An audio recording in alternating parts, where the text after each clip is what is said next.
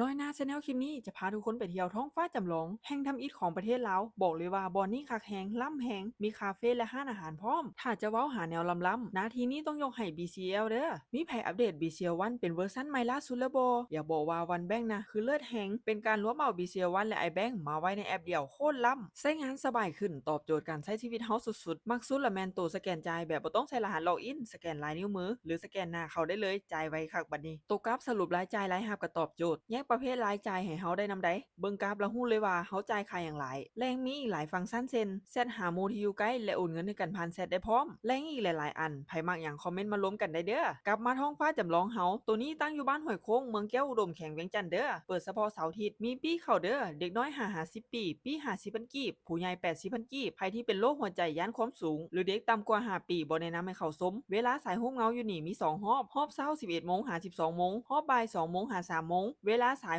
60นาทีบอกเลยว่าว้าวแฮงปานหลุดไปอยู่อวกาศเป็นประสบการณ์ที่แปลกใหม่ใครอยากมาเที่ยวล้ำๆแบบวิทยาศาสตร์ต้องมาลองและใครที่อยากเฮ็ดธุรกรรมทางการเงินให้สะดวกสบายปลอดภัยต้อง BCA